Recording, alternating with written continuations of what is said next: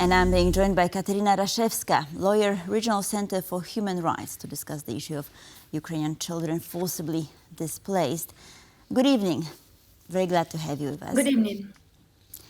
So let me start by asking you about the numbers, because there are some discrepancies between various sources. And how is that possible? So what are numbers and how is that possible that they differ? So, actually, this is the first question about Ukrainian deported, forcibly transferred, and missing children.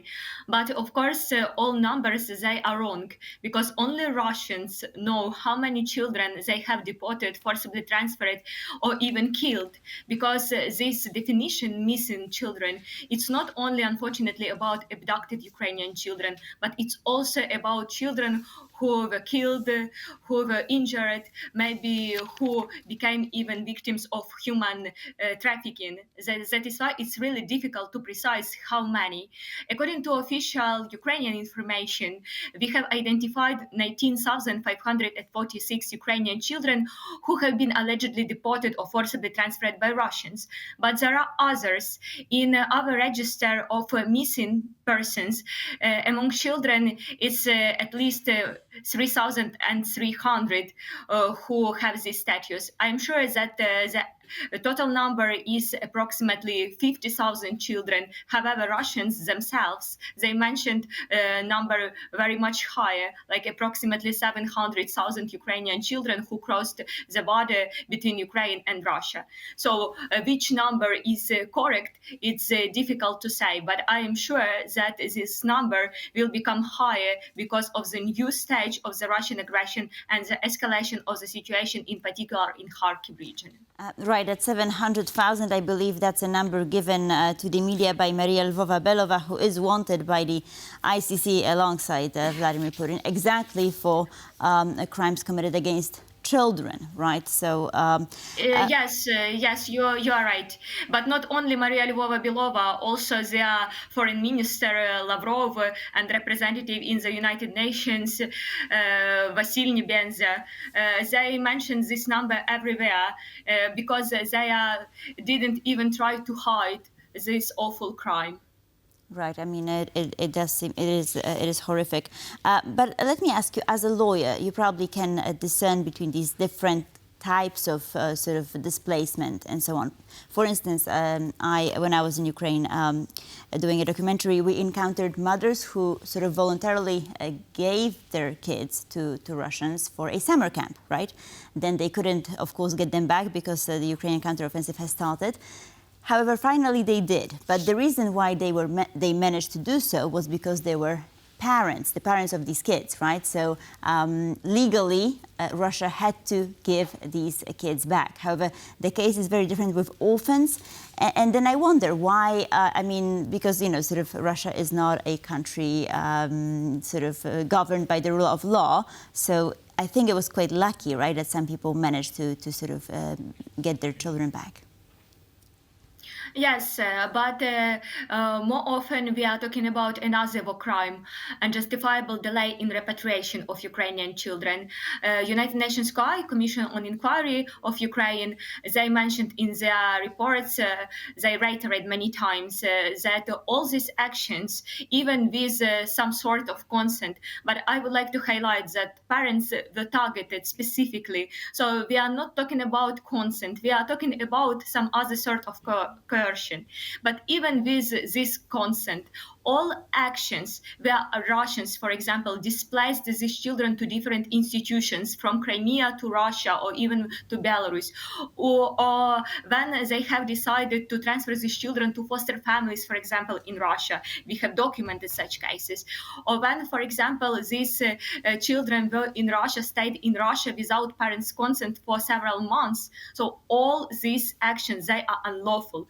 But in these so-called summer camps or autumn camps, all year camps, children suffered because of other many violations. For example, they were trying to eradicate, Russians were trying to eradicate their national identity. They prohibited to speak Ukrainian language, to use Ukrainian culture. Sometimes they prohibited to contact parents of these children. Sometimes conditions were so awful that the children didn't have access to basic services. They were not able to meet their basic needs.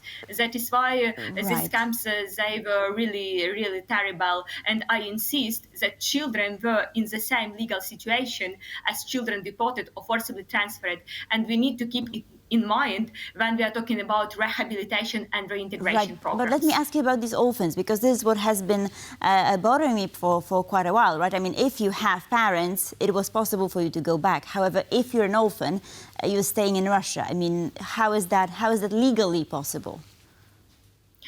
Yes, unfortunately, this category of children, they are in the worst conditions because, as you have mentioned, there are no legal representatives who can go to Russia and to bring these children back to Ukraine.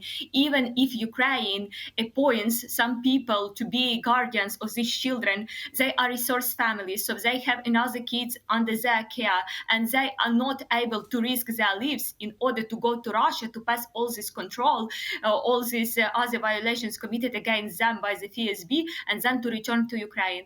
That is why these children, they were all victims of the imposition of the Russian citizenship.